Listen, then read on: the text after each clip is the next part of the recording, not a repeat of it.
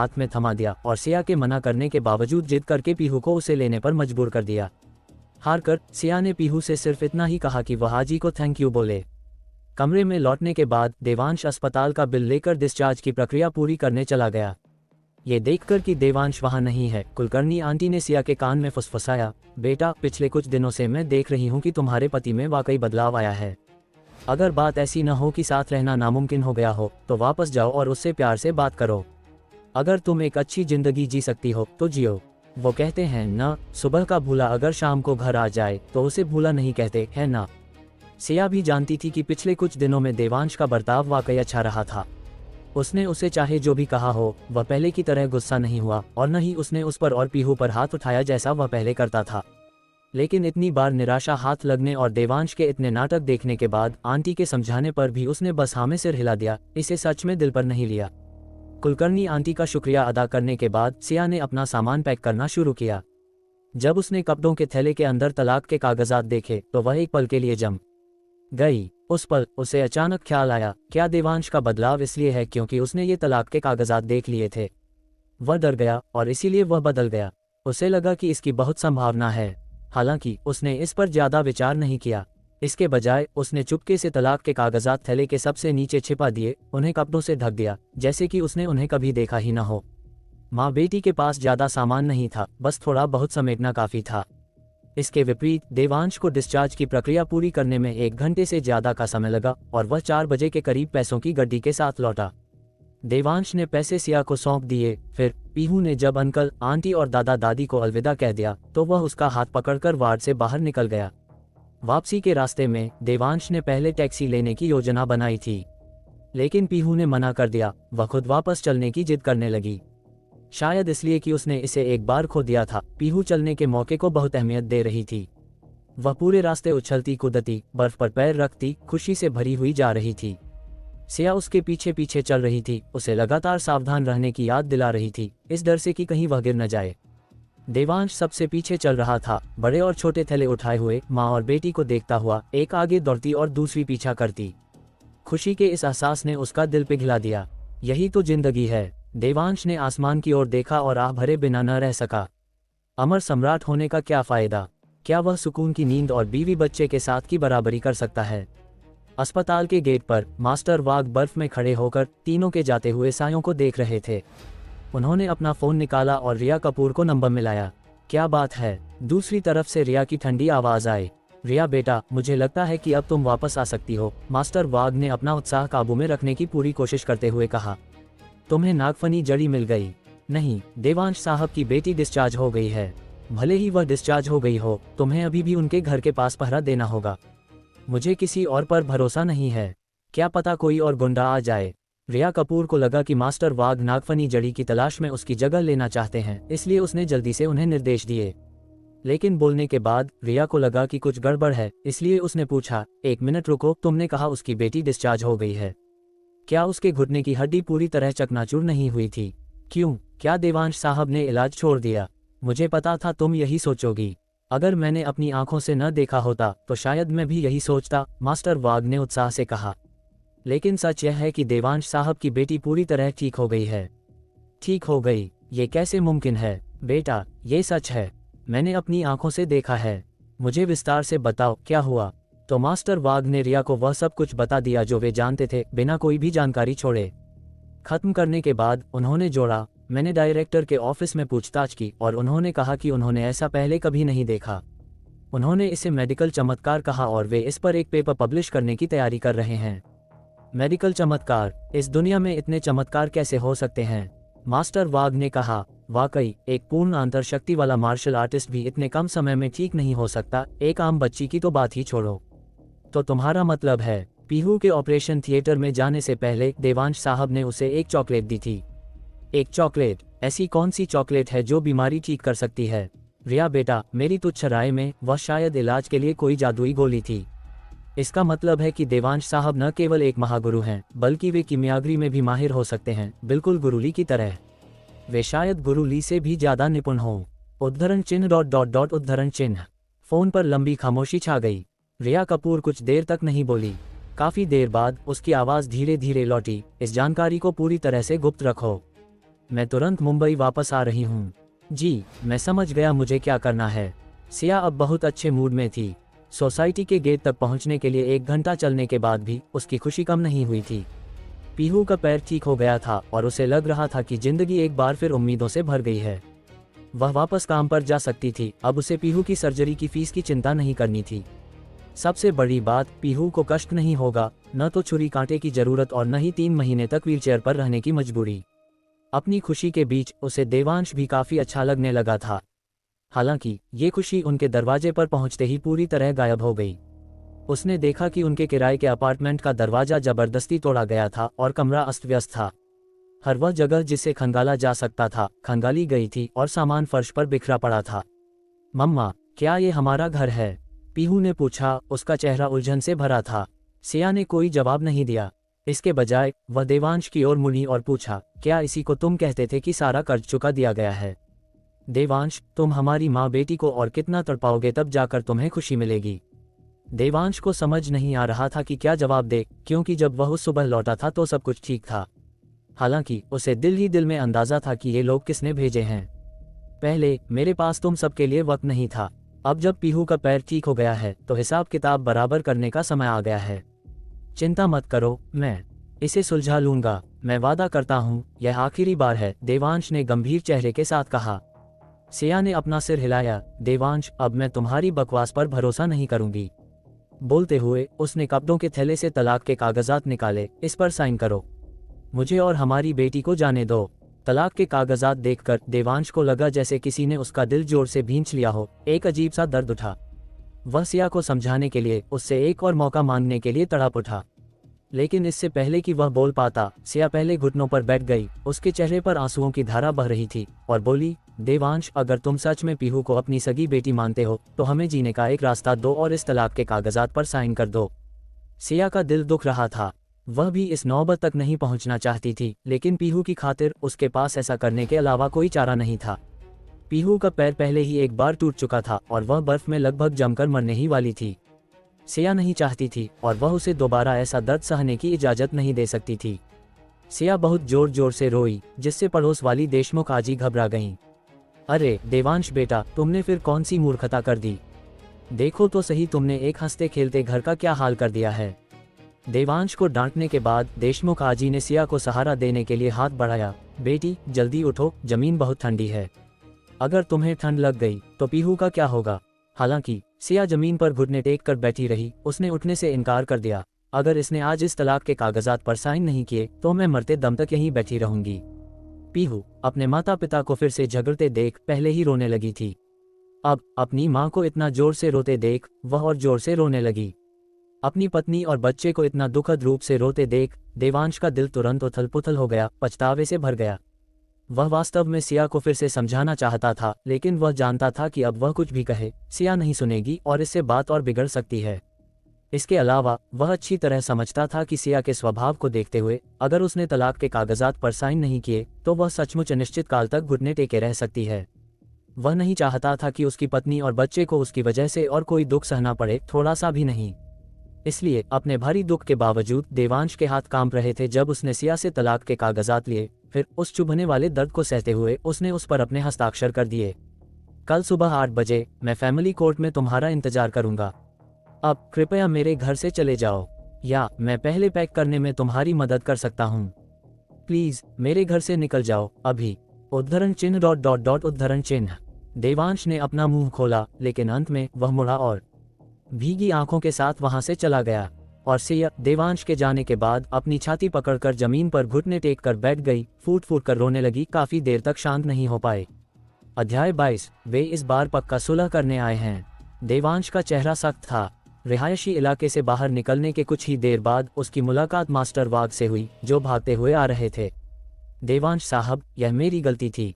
मैंने इस जगह की पहरेदारी के लिए किसी को नहीं भेजा, मास्टर वाघ ने झुकते हुए कहा। उनके माथे पर पसीने की कुछ बूंदें दिखाई दे रही थीं। उन्होंने देवांश के तौर तरीके देखे थे, खासकर उस पीले बालों वाले आदमी से निपटते समय। उस आदमी की बुरी हालत अभी भी उनके दिमाग में ताज़ा थी, जो शायद खुद यमराज से भी बदतर थी। सिंघानिया परिवार को संदेश भेज दो, 3 दिनों के भीतर मुंबई से गायब हो जाएं, वरना अंजाम भुगतने के लिए तैयार रहें, देवांश ने बिना किसी भाव के ठंडे चेहरे के साथ कहा। ये देवांश की दया नहीं थी कि वह सिंघानिया परिवार को छोड़ना चाहता था। इसके विपरीत सिंघानिया परिवार को मुंबई छोड़ने पर मजबूर करना, जहां उनकी जड़ें थीं, उन्हें अपनी सारी दौलत और शान योजक चिन्हों शौकत छोड़ने पर मजबूर करने के बराबर था, जो उन्हें मारने से भी ज्यादा दर्दनाक होगा। मौत उनके लिए बहुत आसान थी। देवांश उनकी जिंदगी को मौत से भी बदतर बनाना चाहता था। जब मास्टर वाघ ने ये सुना तो उनका चेहरा फड़कने से नहीं रोक सका। अगर सिंघानिया परिवार ने देवांश साहब को नाराज कर दिया था तो वह सपनों में भी हंसते हुए जागेंगे। किसी को ये पता होना चाहिए कि कपूर साहब की वजह से कपूर परिवार को वर्तमान में सिंघानिया परिवार द्वारा हर जगह दबाया जा रहा था। वह खुद यहाँ देवांश साहब के परिवार की रक्षा कर रहे थे, दुश्मन से लड़ने के लिए अपने हाथ खाली नहीं कर पा रहे थे, जिससे सिंघानिया परिवार का घमंड और बढ़ गया था। लेकिन अगर देवांश साहब मदद करें तो हालात पूरी तरह पलट जाएंगे। लेकिन सिंघानिया परिवार देवांश साहब को कैसे नाराज कर सकता है? क्या उनका पहले कोई लेना देना था, या जिस सिंघानिया परिवार का जिक्र देवांश साहब कर रहे थे वह वो सिंघानिया परिवार नहीं था जो वह समझ रहे थे? मास्टर वाघ को लगा कि साफ साफ पूछना बहुत जरूरी है, कहीं ऐसा न हो कि वह कोई गलती कर बैठें और बुढ़े कपूर साहब को बेकार में उत्साहित कर दें। इसलिए उन्होंने अपनी आंतरिक खुशी को दबाया और कांपते हुए पूछा, देवांश साहब, मेरी गुस्ताखी माफ करें, ये कौन सा सिंघानिया परिवार है? पूरी मुंबई में ऐसे कितने सिंघानिया परिवार हैं जिनके लिए तुम जैसे यमराज को संदेश पहुंचाने की जरूरत पड़े? देवांश ने ठंडेपन से पूछा, जिससे डर के मारे मास्टर वाघ का दिल जोर से धड़कने लगा। समझ गया, मैं तुरंत संदेश देने जाता हूँ।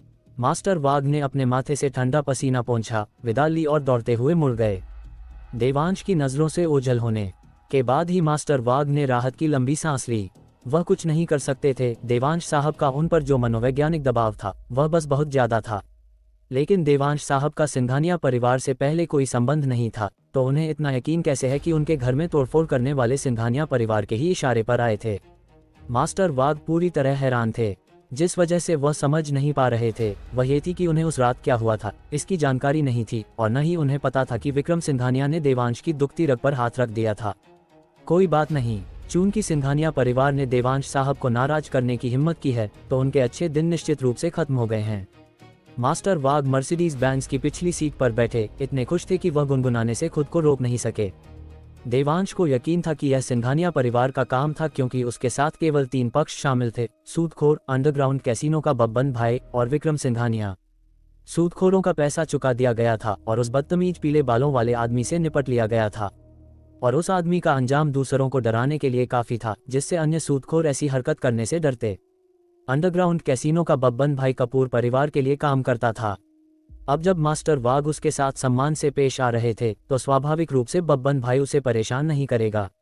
एकमात्र संभावना सिंघानिया परिवार की थी, जिससे विक्रम सिंघानिया संबंधित था। हालांकि उस रात मौजूद लोग या तो मर चुके थे या पागल हो गए थे, लेकिन अगर सिंघानिया परिवार जांच करता तो वे निश्चित रूप से सिया तक पहुंच जाते। उस गंजे आदमी का सिया को नुकसान पहुंचाने के लिए अस्पताल जाना इसका सबसे बड़ा सबूत था। देवांश के पास जाने के लिए कोई जगह नहीं थी, इसलिए चलते चलते वह उस जंगल में पहुंच गया जहां वह साधना करता था। जैसे ही वह साधना करने वाला था उसका फोन बजा। उसने देखा कि यह सिया थी जिसने उसे 2 साल पहले ब्लॉक कर दिया था, वह कॉल कर रही थी। क्या उसका मन बदल गया और उसने उसे वापस आने के लिए फोन किया? देवांश बहुत खुश हुआ और जल्दी से फोन उठाया। हेलो सिया, मैं मम्मा नहीं, मैं पीहू हूँ। दूसरी तरफ से पीहू की आवाज आई। अरे पीहू, क्या हुआ? क्या तुम्हारी तबीयत खराब है? देवांश ने चिंता से पूछा। पीहू बीमार नहीं है, मम्मा ने मुझसे पूछने के लिए कहा। ओह नहीं, पीहू खुद पापा से पूछना चाहती है, आप आज रात कहाँ रहोगे और क्या आपने खाना खा लिया? पीहू ने अपनी तोतली आवाज में पूछा। वह बिल्कुल भी झूठ नहीं बोल पा रही थी। ये सुनकर देवांश एक पल के लिए सन्न रह गया, फिर उसका दिल खुशी से झूम उठा। साफ था कि सिया अभी भी उसकी परवाह करती थी, वरना वह पीहू से फोन करवाकर नहीं पूछती। जब तक उसके दिल में उसके लिए जगह थी, चाहे वह अब उससे कितना भी नफरत क्यों न करे, उम्मीद अभी भी थी। पापा कहीं भी रह सकते हैं, चिंता मत करो। ऐसा नहीं है कि मैं पिछले 2 सालों में शराब पीकर सड़क पर नहीं सोया हूँ। और खाने की बात है तो पापा को अभी भूख नहीं है, जब भूख लगेगी तो मैं खा लूंगा। और तुम, क्या तुमने और मम्मा ने खाना खा लिया? हमने अभी खाया और यह बहुत टेस्टी था। ठीक है, मैं अब आपसे बात नहीं करूंगी, मुझे मम्मा की कमरा ठीक करने में मदद करनी है। पापा बाय बाय। इतना कहकर इससे पहले कि देवांश बाय बाय कह पाता उसने फोन काट दिया। जाहिर तौर पर सिया ने उससे फोन छीन लिया था। ये सोचकर कि उसने सिया का दिल पूरी तरह तोड़ दिया है, फिर भी उसे उसके खाने और रहने की चिंता है, देवांश अंदर तक टूट गया। मुझे ऐसी अच्छी पत्नी कहाँ मिलेगी? पुराना मैं सचमुच एक जानवर था। ये याद करके कि वह सिया के साथ कैसा बुरा बर्ताव करता था, देवांश इतना दुखी हुआ कि उसने एक विशाल पेड़ को गिरा दिया। नहीं, मुझे कड़ी साधना करनी होगी और जल्द से जल्द पीहू के कैंसर का इलाज करना होगा, ताकि सिया को अब इसकी चिंता न करनी पड़े। तब तक वह मुझे निश्चित रूप से फिर से स्वीकार कर लेगी। अपना मन बना लेने के बाद देवांश ने पूरे दिल से ध्यान केंद्रित किया, आकाश भक्षण सूत्र को पूरी तरह से सक्रिय कर दिया। दूसरी तरफ फोन रखने के बाद सिया काफी देर तक ख्यालों में खोई रही।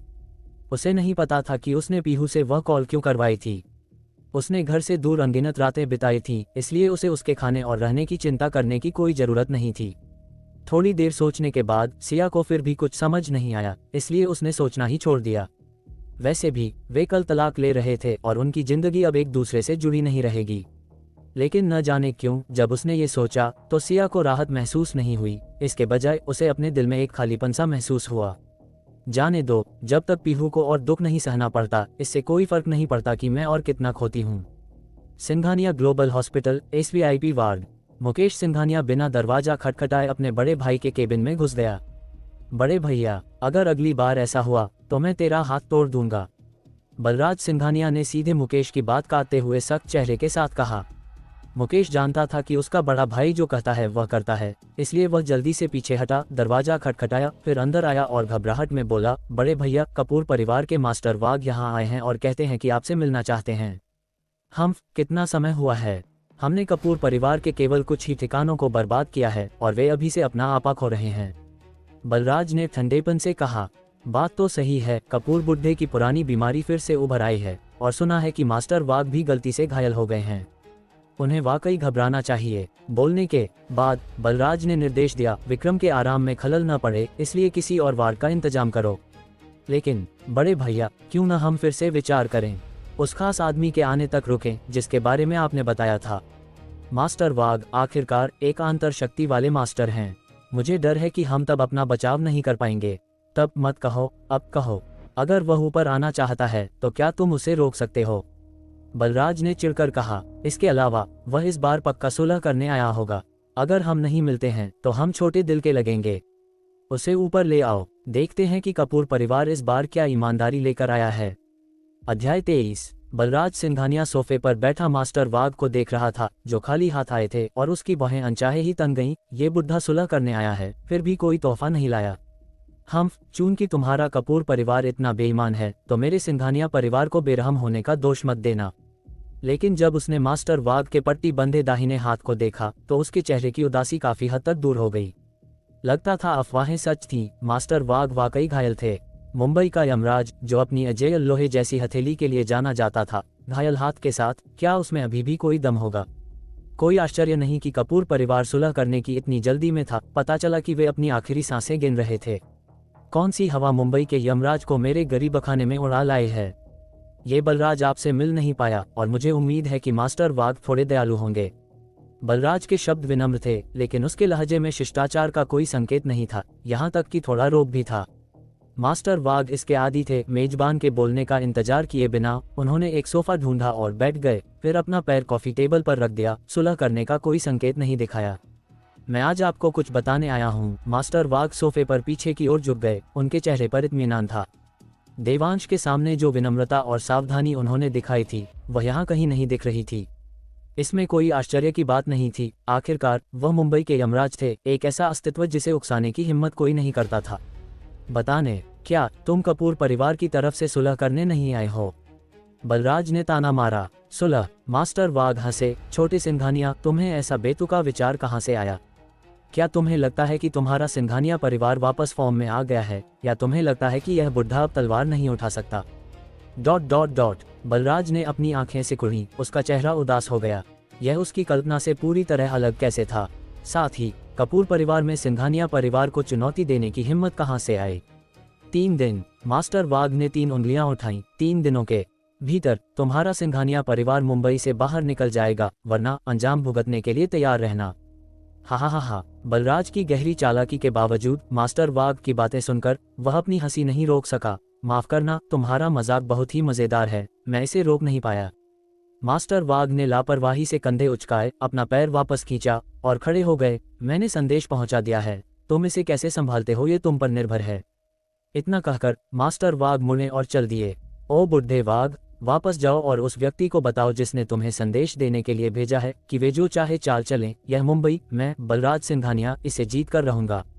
बलराज को अब भी लगता था कि मास्टर वाघ कपूर परिवार का प्रतिनिधित्व कर रहे थे और कपूर परिवार, वह उन्हें अपनी आंखों में तिनके बराबर भी नहीं समझता था।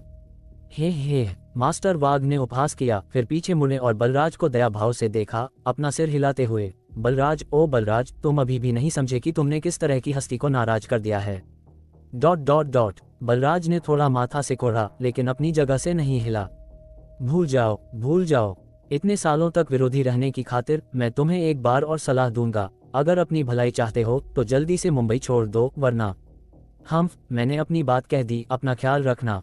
मास्टर वाघ देवांश साहब की पहचान का इस्तेमाल करके रोब जमाना चाहते थे, लेकिन देवांश साहब के निर्देशों के बिना वे इस शक्तिशाली सहारे का इस्तेमाल लापरवाही से अपनी ताकत दिखाने के लिए करने की हिम्मत नहीं कर सकते थे। कहीं ऐसा न हो कि वे देवांश साहब को नाराज कर दें और परिणाम भुगतें। हालांकि मास्टर वाघ के गोलमोल शब्दों को बलराज की नजरों में केवल कपूर परिवार की गीदड़ भभकी माना गया जब वे एक मृत अंत तक पहुंच गए थे, इसलिए कुछ सेकंड के विचार के बाद उसने उन्हें पूरी तरह से खारिज कर दिया।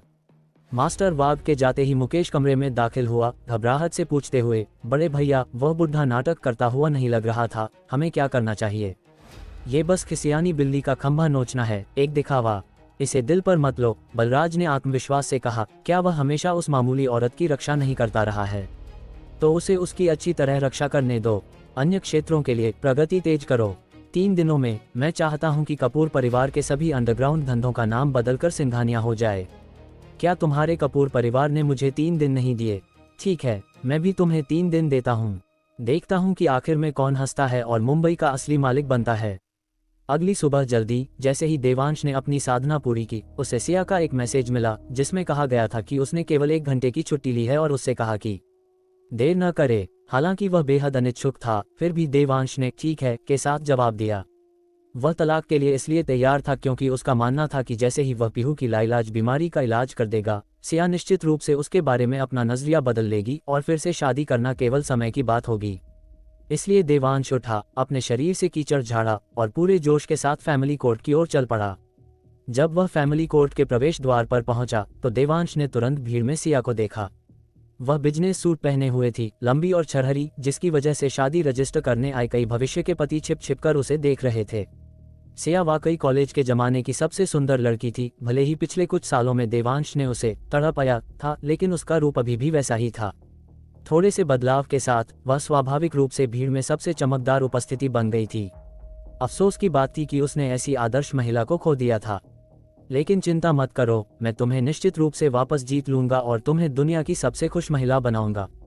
देवांश ने अपना मन बना लिया, एक गहरी सांस ली और सिया की ओर बढ़ा। सिया गेट पर खड़ी थी, उसका चेहरा उदास और चिंतित था। उसे चिंता थी कि देवांश नहीं आएगा। उस स्थिति में पीहू की सुरक्षा की कोई गारंटी नहीं होगी। वे कर्ज वसूलने वाले और गुंडे किसी भी समय उनके घर में घुस सकते थे और उन्हें धमकाने के लिए पीहू का इस्तेमाल कर सकते थे। जोरावर का पीहू का पैर तोड़ना अभी भी उसके दिमाग में ताज़ा था। वह कभी नहीं चाहती थी कि पीहू को फिर से ऐसी तड़प और दर्द सहना पड़े। जैसे ही उसने चारों ओर देखा, अचानक उसने देवांश को अपनी ओर आते देखा। उसके कपड़े साफ थे, चेहरे पर तेज और जोश था, एक शांत व्यवहार, जैसे कि उसका पुनर्जन्म हुआ हो, जिससे वास्तव में उसकी आंखें चमक उठीं। ये कैसा है? सिया को एक पल के लिए देवांश का वर्णन करने के लिए सही शब्द नहीं मिले। उसने इतने अच्छे कपड़े पहने हैं, क्या वह मेरा इरादा बदलने की कोशिश कर रहा है? अफसोस, मैं अब प्यार में पड़ने की उम्र से आगे निकल चुकी हूँ। मुझे पीहू के भविष्य के बारे में सोचना है। आह भरकर सिया ने अपनी नजरों को फेर लिया। वह रोने ही वाली थी। उसका दिल ऐसे दुख रहा था जैसे सुइयों से चुभाया जा रहा हो। काश वह इतना बड़ा कमीना न होता तो कितना अच्छा होता। खुद से बड़बड़ाने के बाद सिया ने खुद को संभाला, इस नामुमकिन कल्पना को एक तरफ कर दिया और देवांश को एक नज़र देखने के बाद वह फैमिली कोर्ट के हॉल में पहले चली गई। जब देवांश और सिया एक साथ हॉल के प्रवेश द्वार पर दिखाई दिए तो पूरे हॉल में मौजूद सभी भावी जोड़े दंग रह गए। ये जोड़ी, क्या वे बहुत ज्यादा सुंदर और हैंडसम नहीं हैं? ये जरूर भगवान ने अपने हाथों से फुर्सत में बनाए होंगे। हम तो शायद बस ऐसे ही बन गए। हीरे और सोने की जोड़ी, बिल्कुल रब ने बना दी जोड़ी। मुझे बहुत जलन हो रही है कि वे साथ हो सकते हैं। हालांकि जब उन दोनों ने टोकन लिया और तलाक वाले सेक्शन की ओर बढ़े तो हर कोई भावुक हो गया। क्या ऐसी जोड़ी का भी तलाक हो सकता है? क्या प्यार पर भरोसा किया जा सकता है? सुनो, शादी का सर्टिफिकेट लेने के बारे में क्यों न हम फिर से विचार करें। शादी वाले सेक्शन में बहुत लोग थे लेकिन तलाक वाले सेक्शन में बहुत कम। देवांश और सिया को अपनी बारी आने के लिए ज़्यादा इंतजार नहीं करना पड़ा। स्टाफ मेंबर द्वारा ये पुष्टि करने के बाद कि दोनों अपनी मर्जी से तलाक ले रहे हैं, उसने आह भरी और उनके तलाक के सर्टिफिकेट की प्रक्रिया पूरी कर दी। तलाक का सर्टिफिकेट हाथ में आते ही सिया फूट फूट कर रो पड़ी, अपना चेहरा ढका और फैमिली कोर्ट से बाहर भाग गई। एक टैक्सी रोकी और जल्दी में निकल गई। देवांश फैमिली कोर्ट के गेट पर खड़ा था, उस दिशा में देख रहा था जहां टैक्सी गई थी। उसका चेहरा उदास था। हालांकि उसे भरोसा था कि वह सिया को वापस जीत सकता है, लेकिन उसके हाथ में तलाक का सर्टिफिकेट अभी भी एक तेज तीर की तरह बार बार उसके दिल को छेद रहा था, उसे एक अजीब से गम से भर रहा था। काफी देर बाद उसने आखिरकार अपना फोन निकाला और सिया को एक मैसेज भेजा, मुझे माफ कर दो, मैं पहले एक घटिया इंसान था। मुझे पता है कि तुम इस पर विश्वास नहीं करती, लेकिन मैंने इसके लिए खुद को 1,00,000 साल तक सजा दी है। मैं तुमसे माफ करने की उम्मीद नहीं करता, मैं बस इतना चाहता हूं कि तुम मुझे एक और मौका दो ताकि बदला हुआ मैं तुम्हें फिर से जान सकूं। तुम्हारा देवांश, अपना ख्याल रखना। दूर टैक्सी में बैठी सिया ये मैसेज देखकर फूट फूट कर रो पड़ी। अध्याय 24, बस गायब रहना, कहीं अपनी बेइज्जती न करा लो। मैसेज भेजने के बाद देवांश तलाक का सर्टिफिकेट जेब में रखने से पहले थोड़ी देर और गेट पर खड़ा रहा। अब उसे खालीपन महसूस हो रहा था, जैसे उसके दिल का एक हिस्सा निकाल लिया गया हो। वह वास्तव में अपनी बेटी को देखना चाहता था, लेकिन सिया ने तलाक के समझौते में बहुत स्पष्ट रूप से लिखा था कि अपनी बेटी की सुरक्षा के लिए वह उम्मीद करती है कि देवांश उसकी सामान्य जिंदगी में दखल न दे।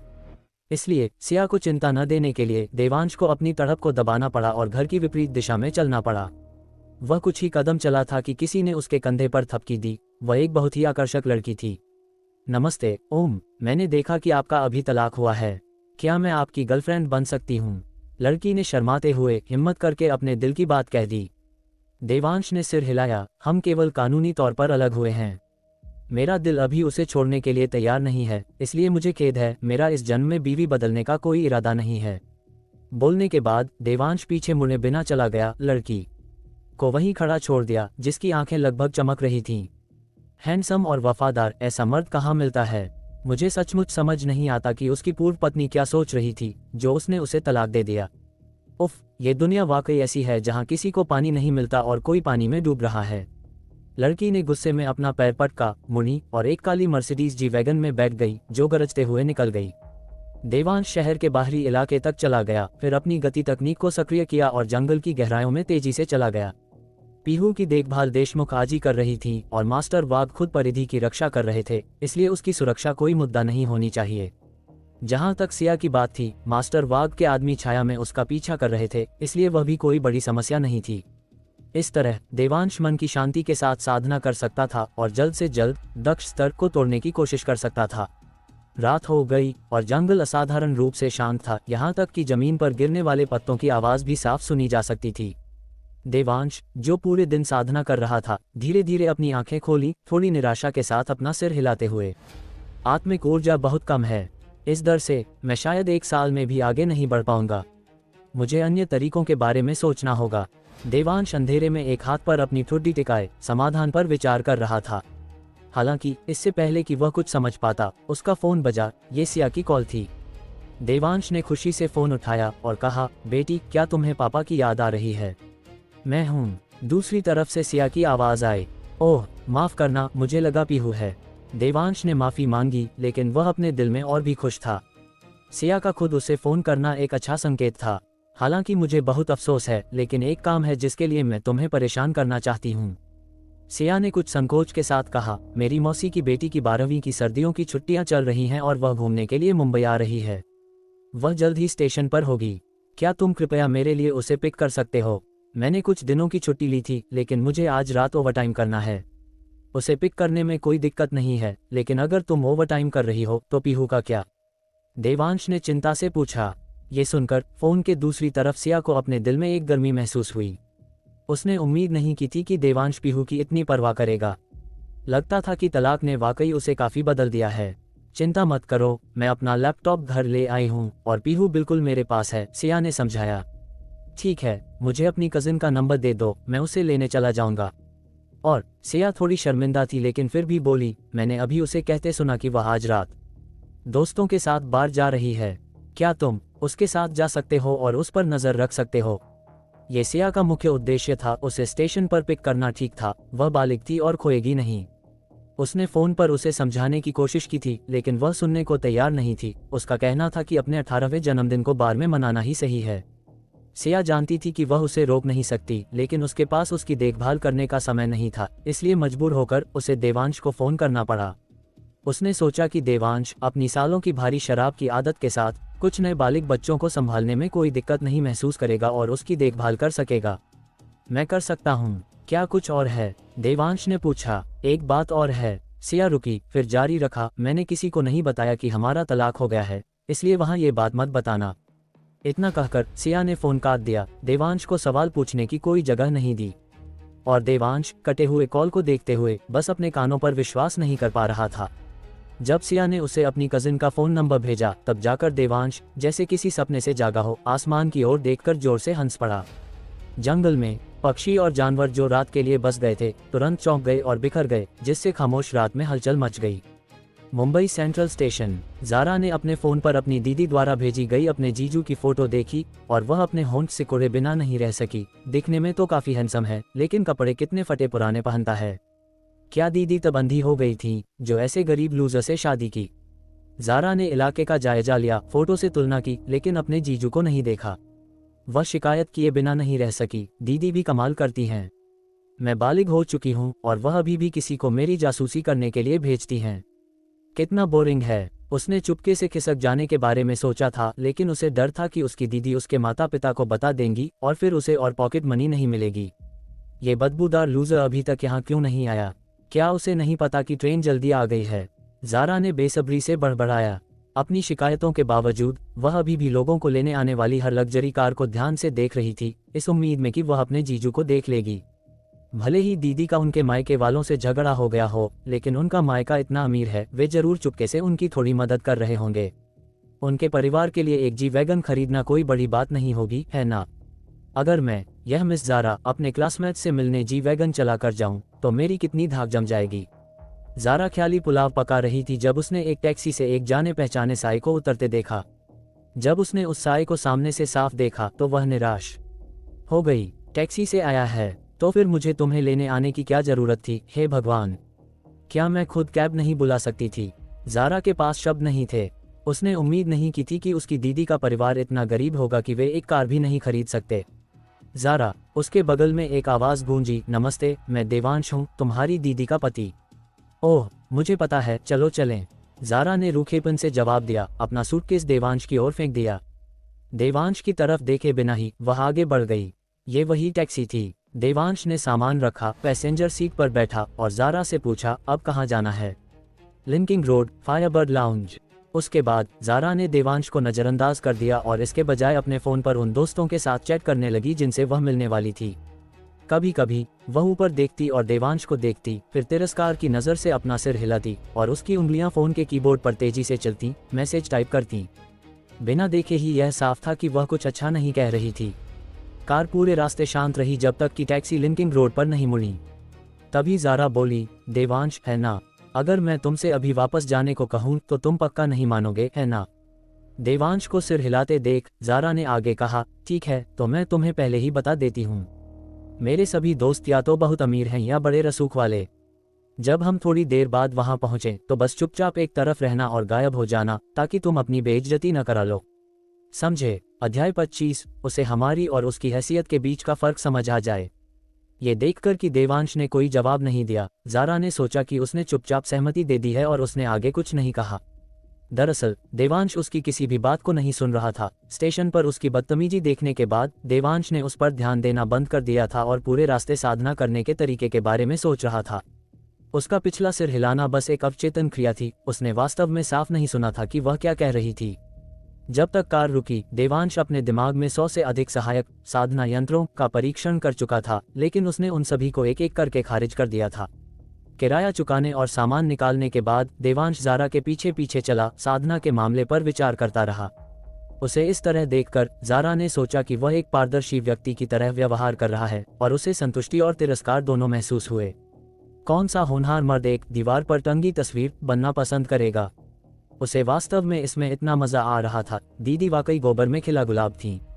हाय ज़ारा, यहाँ। जैसे ही ज़ारा आह भर रही थी, उसने अपने दोस्त समीरा की आवाज़ सुनी। आवाज़ का पीछा करते हुए उसने देखा कि विभिन्न डिज़ाइनर ब्रांड्स के कपड़े पहने युवा लड़के और लड़कियों का एक समूह बर्फ में खड़ा था, जो फायरबर्ड लाउंज के प्रवेश द्वार पर सबसे खूबसूरत नज़ारा बना हुआ था। ज़ारा ने उनकी ओर हाथ हिलाया और फिर देवांश को सूटकेस खींचकर उनकी ओर चलने का इशारा किया। अरे नहीं यार ज़ारा, तुम वास्तव में अपने जीजू को ले आईं। एलवी की जैकेट पहने एक लड़के ने देवांश को हिकारत से देखने के बाद ज़ारा से कहा। ज़ारा ने कंधे उचकाए और अपने हाथ फैला दिए। मैं क्या कर सकती हूँ? मैं भी मजबूर हूँ, लेकिन कोई चारा नहीं है, वरना मुझे आज रात अपना जन्मदिन मनाने को भी नहीं मिलता। ठीक है, सब लोग कम बोलो, बस ये दिखावा करो कि वह मौजूद नहीं है। चलो जल्दी अंदर चलते हैं, मुझे इतनी ठंड लग रही है कि लग रहा है पैंट गीली हो जाएगी, यश नाम के एक हटे कट्टे लड़के ने कहा, जिसने अपेक्षाकृत पतले कपड़े पहने थे। यश, थोड़े सभ्य बनो। ज़ारा को यह मत सोचने दो कि मुंबई में हर कोई गंवार है, सोने के फ्रेम वाला चश्मा पहने एक और युवक ने कहा।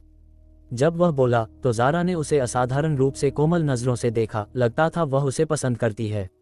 और यह युवक स्पष्ट रूप से समूह का केंद्र था। जैसे ही वह बोला, यश नाम के हटे कट्टे लड़के ने तुरंत एक अजीब सी मुस्कान दी और कहा कि वह अगली बार निश्चित रूप से ध्यान रखेगा। बस ऐसे ही समूह बार की ओर चल पड़ा। हालांकि देवांश को छोड़कर बाकी सभी आसानी से अंदर चले गए। देवांश को प्रवेश द्वार पर सुरक्षा गार्ड ने रोक लिया। कारण ये बताया गया कि बार में बाहर की शराब ले जाना मना है, इसलिए सूटकेस को रिसेप्शन पर जमा करना होगा। सूटकेस ज़ारा का था और सम्मान के तौर पर देवांश ने उसे आवाज़ दी ताकि वह फैसला ले सके। लेकिन इसी हरकत ने उन्हें ये सोचने पर मजबूर कर दिया कि देवांश बहुत ही निम्न स्तर का है कि उसे सामान रखने जैसी चीज़ के लिए भी दूसरों से अनुमति लेनी पड़ती है। गंवार, एलवी वाले लड़के ने ठंडेपन से ताना मारे बिना नहीं रह सका, सीधे अपना चेहरा फेर लिया। उसे दोबारा देखने में भी आलस आ रहा था, इस डर से कि कहीं उसकी आंखें गंदी ना हो जाएं। बाकी लोग भी तिरस्कार से देख रहे थे, दूर खड़े होकर, इस डर से कि कहीं कोई उन्हें उसके साथ जुड़ा हुआ न समझ ले। ये ट्रेंच कोट वाली एक महिला थी जिसका रूप तरोताजा और परिष्कृत था, जो सूटकेस जमा करने में देवांश की मदद करने के लिए आगे आई। इसने देवांश को, जो साधना के यंत्रों के बारे में गहरे विचार में था, अनचाहे ही उसकी ओर देखने पर मजबूर कर दिया। अगर केवल रूप के आधार पर बात करें तो यह महिला निश्चित रूप से समूह में सबसे उत्कृष्ट थी, यहाँ तक कि सिया की तुलना में भी वह कम नहीं थी। हालांकि उसमें एक नायक जैसी और युवा आभा थी, जबकि सिया में थोड़ी अधिक स्ट्रेंथता थी। कोई कह सकता है कि उन दोनों का अपना अपना अनूठा आकर्षण था। लेकिन देवांश ने केवल एक बार देखा और अपनी नज़रों को वापस खींच लिया। यंत्रों की व्यवस्था के मामले पर विचार करना जारी रखा। इस छोटी सी रुकावट ने किसी के उत्साह को कम नहीं किया। एक बार निजी कमरे में पहुंचने पर सभी ने मस्ती शुरू कर दी। कुछ ने गाना गाया, कुछ ने शराब पी, कुछ ने उंगलियों वाले गेम खेले और यह अविश्वसनीय रूप से जीवंत था। हालांकि देवांश को उनसे कोई खास लगाव नहीं था, लेकिन यह नज़ारा देखकर वह धीरे से आह भरे बिना नहीं रह सका। यही जवानी है, जवान होना कितना अद्भुत है। आप मुश्किल से 20 के दशक की शुरुआत में लग रहे हैं, आपके ऐसे विचार क्यों हैं? ट्रेंच कोट वाली महिला पूजा, जो किसी समय देवांश के बगल में बैठ गई थी, ने उसे एक ड्रिंक दी। नमस्ते, मेरा नाम पूजा है। नमस्ते देवांश। अगर कोई और होता तो देवांश निश्चित रूप से परेशान नहीं होता, लेकिन उसने शुरू से ही उसके साथ भेदभाव नहीं किया था, जिससे देवांश का उसे अपना नाम बताना उचित था। हालांकि उसके द्वारा पेश किए गए शराब के गिलास के सामने देवांश ने फिर भी अपना सिर हिलाया। माफ करना, मैंने शराब छोड़ दी है। आपने अभी तक मेरे पहले सवाल का जवाब नहीं दिया, पूजा ने जोर दिया। देवांश ने एक फीकी मुस्कान दी और कहा, मेरा रूप 20 की शुरुआत में हो सकता है, लेकिन मेरी दिमागी उम्र शायद 1 लाख साल से अधिक है। साथ ही मैं शादीशुदा हूँ और मेरी बेटी इतनी बड़ी है कि घर का सौदा खुद ला सकती है। पूजा उसकी बातों से चौंक गई। उसने उम्मीद की थी कि देवांश कोई गहरा नाटक करेगा, लेकिन उसके जवाब ने इस तथ्य को नहीं छिपाया कि वह शादीशुदा और बाल बच्चों वाला है, जो उसकी उम्मीदों से कहीं ज्यादा था। निजी कमरे के दूसरी तरफ ज़ारा सोने के फ्रेम वाले चश्मे वाले आदमी से चिपकी हुई थी। खासकर कुछ ड्रिंक्स के बाद व्यवहारिक रूप से उसके शरीर में समा जाना चाहती थी। ऐसा लगता था कि ज़ारा का मुंबई आना शायद इसी सोने के फ्रेम वाले चश्मे वाले आदमी के लिए था। इसमें कोई आश्चर्य की बात नहीं थी। अगर प्यार के लिए नहीं, तो कौन अपना 18वां जन्मदिन मनाने के लिए हजारों मील दूर दूसरे शहर की यात्रा करने को तैयार होगा? देवांश ने अनुमान लगाया कि ज़ारा शायद खुद को उसे सौंपने के इरादे से भी आई हो। अफसोस की बात केवल ये थी कि देवांश ने बहुत स्पष्ट रूप से देखा कि सोने के फ्रेम वाले चश्मे वाले आदमी का ध्यान ज़ारा पर बिल्कुल नहीं था, बल्कि लगातार पूजा पर था। इस पल पूजा को देवांश के साथ उत्साह से बातें करते देख सोने के फ्रेम वाले चश्मे वाले आदमी ने तुरंत ज़ारा को ऊपर खींच लिया, अपना शराब का गिलास उठाया और देवांश की ओर बढ़ा। बाकी लोग सोने के फ्रेम वाले चश्मे वाले आदमी को खड़ा देख एक के बाद एक उठ खड़े हुए, अपने शराब के गिलास पकड़े और पीछे पीछे चल दिए। देवांश सोने के फ्रेम वाले चश्मे वाले आदमी को खड़ा देख जानता था कि वह अब एक गायब व्यक्ति नहीं बना रह सकता, इसलिए उसने पूजा से कहा, अब तुम उठ सकती हो। पूजा को पहले उसका मतलब समझ नहीं आया, जब तक कि उसने ज़ारा और अन्य लोगों को उनकी ओर आते नहीं देखा, तब उसने प्रतिक्रिया दी। उसने थोड़ा माथा सिकोड़ा और माफ़ी के भाव के साथ देवांश से कहा, मुझे खेद है, मैंने आपके लिए मुसीबत खड़ी कर दी। बोलने के बाद वह खड़ी हो गई, ज़ारा और अन्य लोगों को दूसरी तरफ ले जाने का इरादा रखते हुए। कोई बात नहीं, बार के प्रवेश द्वार पर मुझ पर अभी भी तुम्हारा एक थैंक यू उधार है, देवांश ने उसके जाते हुए साय से धीरे से कहा, आवाज को इतना नियंत्रित किया कि केवल पूजा ही सुन सके। पूजा की रोकथाम विफल रही और ज़ारा और अन्य लोग सीधे देवांश के सामने आ गए। सोने के फ्रेम वाले चश्मे वाले आदमी ने अपना शराब का गिलास पकड़ते हुए इत्मीनान से कहा, ज़ारा, यह आखिर कोई ऐसा है जिसे तुम लाए हो? उसे हमसे मिलवाना न तो थोड़ी बदतमीजी होगी, है ना? ज़ारा, जिसका चेहरा लाल था, ने अपना हाथ लापरवाही से हिलाया और कहा, मिलवाने के लिए कुछ भी नहीं है। इसका नाम देवांश है, मेरा जीजू। अच्छे लुक्स के अलावा इसके पास न पैसा है, न नौकरी, बस एक मुफ्तखोर है। ये सुनकर सोने के फ्रेम वाले चश्मे वाले आदमी ने उपहास किया और कहा, आसान का बदला आसान न चुकाना तो बदतमीजी है। क्यों न हम भी अपना परिचय उसे दें, ताकि उसे हमारी और उसकी हैसियत के बीच का बड़ा फर्क समझ आ जाए। अध्याय 26। देवांश के सामने सबकी औकात। जैसे ही ये शब्द बोले गए, सब खीसे निपुरते हुए हंस पड़े और हाँ में हाँ मिलाने लगे। उनके चेहरों पर ऐसे भाव थे जैसे वो दुनिया के राजा हों। एलवी की शर्ट पहने उस लड़के ने सबसे पहले अपना परिचय दिया, आर्यन मल्होत्रा। हमारा होटलों का बिजनेस है, जायदाद ज्यादा नहीं, बस कोई 10 करोड़ के आसपास होगी, हटे कट्टे नौजवान ने कहा। यश, स्टेट किक बॉक्सिंग टीम से U18 नेशनल चैंपियन। मेरे पिताजी का अखाड़ा चलता है, खानदानी जायदाद 3 करोड़ से ऊपर है। समीरा, आर्यन की गर्लफ्रेंड, मुंबई की मर्सिडीज बेंज जनरल डिस्ट्रीब्यूटर, जायदाद 6 करोड़। सफेद निट स्वेटर पहने एक भारी बदन वाली लड़की बोली, तान्या देशमुख, यश की गर्लफ्रेंड। मेरा परिवार रियल एस्टेट में है। ... करीब दर्जन भर लोग, सिवाय उस सुनहरे रिम वाला चश्मा पहने लड़के और पूजा के, सब ने बारी बारी से देवांश को अपना परिचय दिया। अपना परिचय देते वक्त उनमें गजब का अहंकार भरा था, मानो वे कोई ऊंचे और महान देवता हों। जब सब अपना परिचय दे चुके तो सुनहरे रिम वाले चश्मे वाले लड़के कबीर सेठी ने धीरे से कहा, कबीर सेठी, मेरे पिताजी कसीनो चलाते हैं, जायदाद बस 100 करोड़ से थोड़ी ऊपर है। ये सुनते ही कि उनकी पारिवारिक संपत्ति 100 करोड़ से ज्यादा है, सब कबीर को ईर्ष्या से देखने लगे और ज़ारा की आंखों में तो जैसे सितारे चमकने लगे थे। तभी आर्यन बीच में बोला, कबीर भाई, छुपाने में क्या मजा है? क्या ये 100 करोड़ आपके परिवार की सबसे बड़ी उपलब्धि है? क्या ये सच नहीं है कि राजेश अंकल के बब्बन भाई के साथ बहुत अच्छे ताल्लुकात हैं?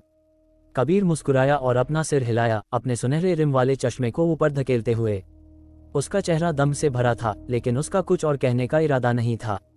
ये देखकर ज़ारा को लगा जैसे उसके अंदर जिज्ञासा की खलबली मच गई हो और उसने जल्दी से आग्रह किया, आर्यन भाई, जल्दी बताओ ना, ये बब्बन भाई कौन है? राजेश अंकल का उनसे क्या रिश्ता है? ये देखकर कि उसने सबका ध्यान खींच लिया है, आर्यन ने अपना गला साफ किया और बोला, बब्बन भाई, असली नाम बब्बन, मुंबई के सारे कसीनो, चाहे वो खुले हों या छिपे हुए, सब उन्हीं के इशारे पर चलते हैं। ये कहा जा सकता है कि अगर आपको कसीनो खोलना है तो आप बब्बन भाई को नज़रअंदाज नहीं कर सकते। सुना है कि उनका रोज का कैश फ्लो ही 10 करोड़ से ऊपर है। हे भगवान, हमारे परिवार की कुल संपत्ति सिर्फ 6 करोड़ के आसपास है और बब्बन भाई का रोज का कैश फ्लो 10 करोड़ से ज्यादा। समीरा की आंखें फटी की फटी रह गईं, उसके चेहरे पर अविश्वास साफ झलक रहा था। बाकी लोग भी सन रह गए, बार बार अपनी हैरानी जताते रहे। इसी पल आर्यन ने जोड़ा, और राजेश अंकल वो शख्स हैं जो बब्बन भाई के साथ एक ही मेज पर बैठकर पी सकते हैं और गपशप कर सकते हैं। तो ये बात है, अंकल तो बहुत पहुंच वाले हैं। ज़ारा की आंखों में चमक आ गई और उसने दिल से तारीफ की। बिल्कुल सही, अगर ये जान पहचान न होती तो शायद हमें आज ये VIP प्राइवेट रूम भी न मिलता। आखिर ये बब्बन भाई की जगह है और ये प्राइवेट रूम बब्बन भाई का खास कमरा है जो वो अपने रईस मेहमानों के लिए रखते हैं। आर्यन ने गर्व से कहा, जैसे कि इस सम्मान में उसका भी हिस्सा हो।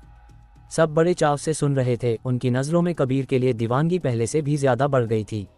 लेकिन ये तो कुछ भी नहीं है, आर्यन ने बात जारी रखी, क्योंकि बब्बन भाई इस मुकाम पर पूरी तरह से अपने गुरु के दम पर पहुंचे हैं। तो सवाल ये है, क्या आप जानते हैं कि उनके गुरु कौन हैं? सब मंत्रमुग्ध होकर सुन रहे थे और उन्होंने एक सुर में सिर हिला दिया।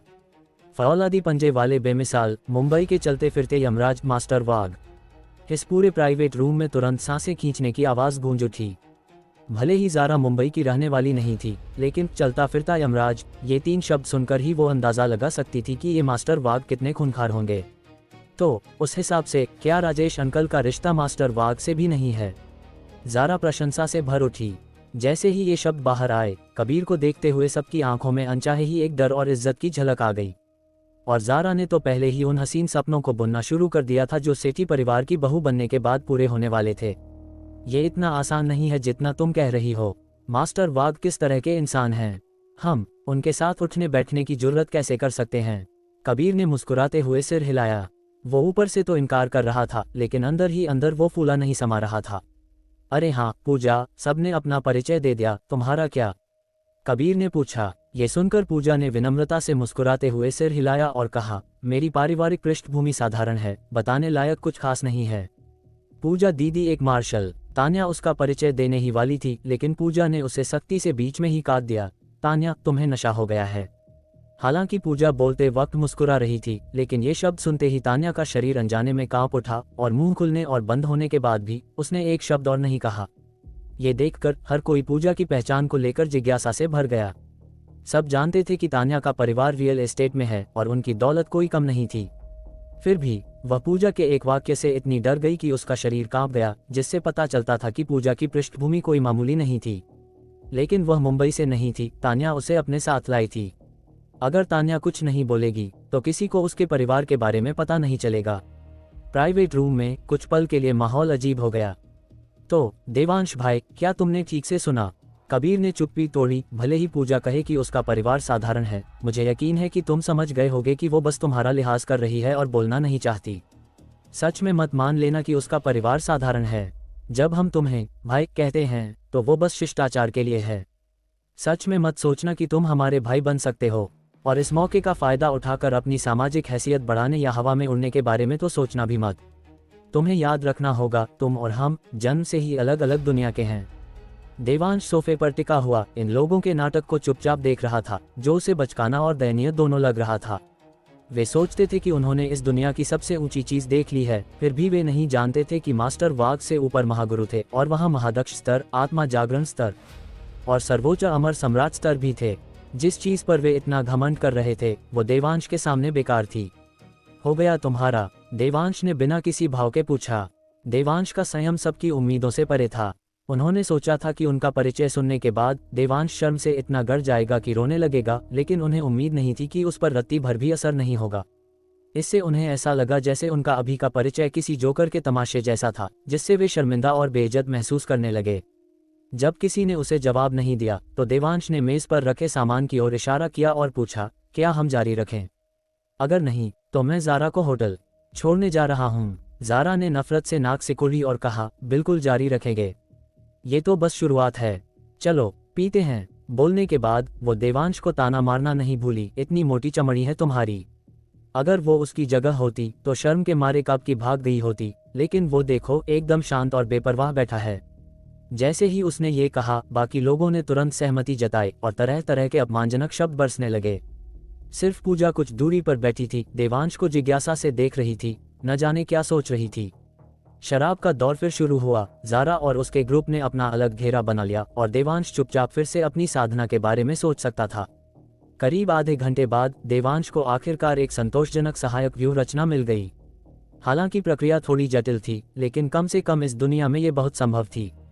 साधना का मसला सुझाने के बाद देवांश पूरी तरह से रिलैक्स महसूस करने लगा। मुबारक हो, पूजा न जाने कब उसके पास आ बैठी थी। देवांश उलझन में था। तुम अभी कुछ सोच नहीं रहे थे, लेकिन अब तुमने सुलझा लिया है तो बधाई हो, पूजा ने समझाया। ये सुनकर देवांश उसे दोबारा देखे बिना नहीं रह सका। उसने मन ही मन सोचा, ये औरत कुछ अलग है। शुक्रिया, देवांश ने शिष्टाचार से जवाब दिया। मैंने ज़ारा से सुना है कि तुम बहुत ज्यादा शराब पीते थे और जुए की लत थी। तुमने छोड़ा कैसे? पूजा ने जिज्ञासा से पूछा। तुम ये क्यों पूछ रही हो? तुम तो शराबी नहीं हो। बस यूं ही पूछ रही हूँ, शायद मुझे कुछ हासिल हो जाए। ... देवांश को समझ नहीं आया कि कुछ हासिल से उसका क्या मतलब था, लेकिन उसने फिर भी जवाब दिया, मौत से बिछड़ने का दर्द सहने के बाद बहुत सी चीजें अपने आप साफ हो जाती हैं। लगता है तुम्हें कोई बड़ा अवसर मिला है। अच्छी बात है। पूजा की इस मामूली सी टिप्पणी ने देवांश के माथे पर अनचाहे ही बल ला दिए। ये औरत सिर्फ अलग नहीं थी, वो थोड़ी डरावनी थी। जैसे ही देवांश पूजा से दूरी बनाने के लिए अपनी जगह बदलने वाला था, प्राइवेट रूम का दरवाजा खुला और ज़ारा और समीरा, जो वॉशरूम गई थी, रोते हुए अंदर आईं। सिर्फ इतना ही नहीं, बल्कि उन दोनों के कपड़ों पर फटने के साफ निशान दिखाई दे रहे थे। अध्याय 27। कौन है तेरा बाप? वो बस एक कुत्ता है। ये देखते ही सब तुरंत पूछने के लिए उनके पास जमा हो गए। दोनों लड़कियों के टूटे फूटे शब्दों से आखिरकार सबको समझ में आया कि वे बस वॉशरूम गई थीं और बाहर निकलते ही उन्हें दो आदमी मिले जो नशे में धुत थे और पागलपन कर रहे थे। उन आदमियों ने उनकी खूबसूरती देखकर उन्हें अपने साथ पीने के लिए बुलाया। जब उन्होंने मना किया तो दोनों आदमियों ने बदतमीजी शुरू कर दी। न केवल उनके कपड़े फाड़ दिए बल्कि उनके शरीर को भी बुरी तरह से छुआ। गनीमत रही कि उन्होंने पूरी ताकत से संघर्ष किया और उन आदमियों की पकड़ से छूटने में कामयाब रहीं, फिर रोती हुई वापस भाग गईं। तुम्हें पता है वो किस रूम में है? आर्यन गुस्से से खड़ा हो गया, उसकी आंखों में खून उतर आया था। न सिर्फ उसकी गर्लफ्रेंड के साथ छेड़खानी हुई थी, बल्कि उसे गलत तरीके से छुआ भी गया था। वो ये कैसे बर्दाश्त कर सकता था? क्यों न हम इसे जाने दें? वो लोग पंगा लेने लायक नहीं लगते, ज़ारा ने कहा। वो अभी भी बहुत परेशान थी लेकिन बात बढ़ाना नहीं चाहती थी। ज़ारा, तुम इसकी चिंता मत करो। मुंबई में, हमारे इलाके में तुम्हारे साथ ऐसा अन्याय होने का कोई मतलब ही नहीं है। क्या ये हमारे मुंह पर तमाचा नहीं है? कबीर ने अपना सुनहरा चश्मा ऊपर किया और यश की ओर देखा। यश, तुम जाओ। यश तुरंत खड़ा हो गया, अपनी मुट्ठियां भींच लीं और पूछा, बताओ कौन सा प्राइवेट रूम है? इस पल ज़ारा को लगा जैसे उसका दिल पिघल गया हो। यह महसूस करना कि कोई उसकी इतनी परवाह करता है और सुरक्षा देता है, उसके पूरे शरीर में बिजली सी दौड़ गई। Royal Phoenix room. ठीक है, तुम लोग इंतजार करो, मैं अभी आता हूँ, यश ने कहा और प्राइवेट रूम से बाहर निकल गया। ज़ारा थोड़ी चिंतित थी और पूछा, यश भाई अकेले जा रहे हैं? क्या उन्हें कोई खतरा होगा? आर्यन और बाकी लोग ये सुनकर हंस पड़े। तुम्हें तो ये पूछना चाहिए कि क्या उन लोगों को खतरा है? यश भाई सच में कमाल के हैं, है ना? ज़ारा की आंखों में चमक थी। तान्या ने तुरंत गर्व से कहा, बिल्कुल। मेरे ससुर जी एक मार्शल आर्ट्स उस्ताद हैं जिन्होंने आंतर शक्ति हासिल कर ली है, जो कि फिल्मों वाली अंदरूनी ताकत जैसी है। यश भाई बचपन से ही ससुर जी के साथ मार्शल आर्ट्स की प्रैक्टिस कर रहे हैं, तो वो भी किसी से कम नहीं हैं। अरे वाह, अभी शादी भी नहीं हुई और अभी से ससुर जी। बाकी लोग हंसते हुए उसे चिढ़ाने से खुद को रोक नहीं पाए। मैं काफी समय से यश भाई की हूँ, शादी तो बस वक्त की बात है, तान्या ने कहा। उसकी बाहों पर गर्व साफ झलक रहा था। जल्द ही यश दो आदमियों को घसीटते हुए प्राइवेट रूम में वापस आया। जरा देखो, क्या ये वही दो हैं? सबने ऊपर देखा तो पाया कि दोनों आदमियों के चेहरे सूजे हुए थे। साफ था कि उनकी बुरी तरह धुनाई हुई है। ज़ारा और समीरा ने बार बार सिर हिलाया, ये बताते हुए कि ये वही दो हैं। ये याद रखना, हर औरत तुम्हारे हाथ लगाने के लिए नहीं होती। दफा हो जाओ। यश ने अपनी पकड़ ढीली की और दोनों आदमी तुरंत जमीन पर गिर पड़े, फिर रेंगते हुए प्राइवेट रूम से बाहर भाग गए। हालांकि दरवाजे से बाहर निकलने के बाद उन्होंने अपना सिर घुमाया और ग्रुप की ओर इशारा करते हुए जहर उगलते हुए कहा, अगर तुम में दम है तो हमारा इंतजार करना। जाओ, बुला लो लोगों को, तुम्हारा दादा यहीं इंतजार करेगा। यश ने अपनी मुट्ठी थपथपाई, पूरी तरह से बेखौफ। यश को इतना दमदार देखकर, जिसने वास्तव में दूसरे प्राइवेट रूम से इन दो आदमियों को घसीटकर बाहर निकाल दिया था। सबकी आंखों में प्रशंसा छलक रही थी। यश इसका पूरा मजा ले रहा था। उसे लोगों की नजरों में आने और तारीफ पाने का यह एहसास बहुत पसंद था। सिर्फ देवांश ने अपना सिर हिलाया, क्योंकि उसने बाहर उन दो आदमियों की फोन कॉल की बातें सुन ली थीं। वह फिर ज़ारा के पास गया और कहा, काफी रात हो गई है, चलो वापस चलते हैं। इससे पहले कि ज़ारा कुछ बोल पाती, यश खड़ा हो गया और ताना मारा, क्या हुआ, डर गए? चिंता मत करो, तुम्हें बस वहां चुपचाप बैठना है, बाकी मैं संभाल लूंगा। ज़ारा ने भी नफरत से कहा, जब आगे आने का समय होता है तो तुम डरपोक बन जाते हो, लेकिन पीछे हटने के लिए बहुत उतावले रहते हो। अगर तुम्हें जाना है तो जाओ, मेरा मज़ा अभी पूरा नहीं हुआ है। बाकी लोग देवांश को चिढ़ाती हुई मुस्कान के साथ देखने लगे, उसकी ओर इशारा करते हुए कानाफूसी करने लगे। हालांकि देवांश काफ़ी बेपरवाह था। उसने उन्हें पहले ही चेतावनी दे दी थी और यह उनका फैसला था कि वे नहीं जाना चाहते। इसलिए अपने कंधे उचकाते हुए देवांश अपनी सीट पर वापस आ गया।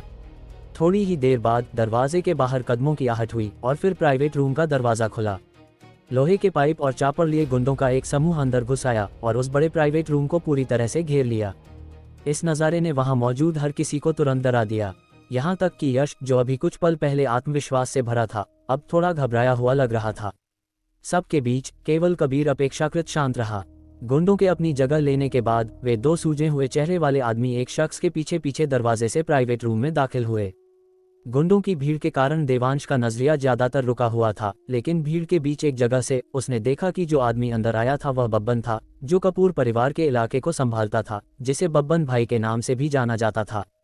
हालांकि वह थका हुआ लग रहा था, जैसे कि वह बहुत समय से सोया न हो, बिल्कुल अलग उससे जब देवांश ने उसे पिछली बार देखा था। देवांश ने ज्यादा ध्यान नहीं दिया, उसने बस एक नज़र उस पर डाली, फिर सोफे पर पीछे झुक गया और आराम करने के लिए अपनी आंखें बंद कर लीं, मानो सामने का दृश्य उससे कोई लेना देना न रखता हो। ये देखकर पूजा की नाजुक बाहें अनचाहे ही सिकुड़ गईं। वह समझ नहीं पा रही थी कि यह आदमी, जो उससे केवल कुछ साल बड़ा था, इतना संयमित कैसे हो सकता है।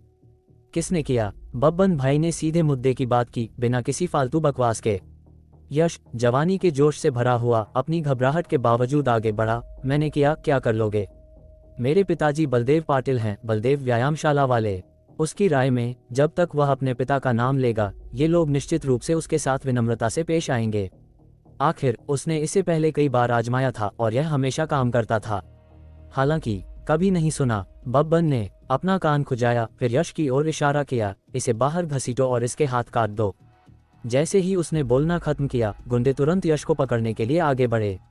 यश कोई कच्चा खिलाड़ी नहीं था। ये देखकर उसने पास आ रहे गुंडों पर अपने घूंसे बरसा दिए।